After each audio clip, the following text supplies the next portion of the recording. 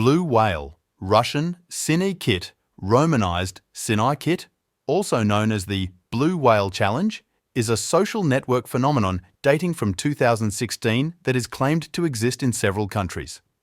It is a game reportedly consisting of a series of tasks assigned to players by administrators. Over a 50-day period, initially innocuous B. Introducing elements of self-harm and the final challenge requiring the player to kill themselves. Blue whale first attracted news coverage in May 2016 in an article in the Russian newspaper Novaya Gazeta that linked many unrelated child suicides to membership of group F57 on the Russian-based VK social network. In November 2015, a Russian teenager posted a selfie with the caption "Enya Bai" before dying by suicide. Her death was then discussed in internet forums and groups, becoming mixed with scare stories and folklore. Further suicides were added to the group stories. Soon after, Russian journalist Galina Mursalieva first wrote about these death groups in an article published in the Russian newspaper Novaya Gazeta in April 2016.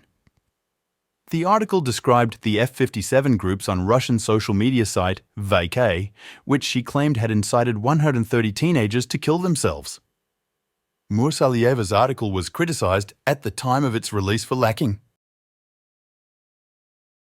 with the 130 cases of suicide cited being particularly problematic.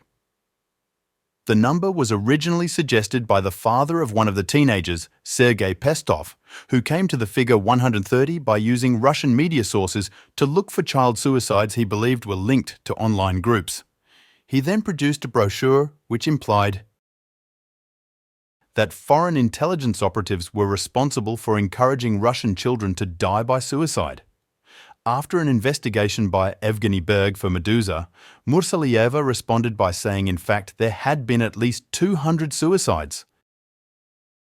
The origin of the name Blue Whale is uncertain.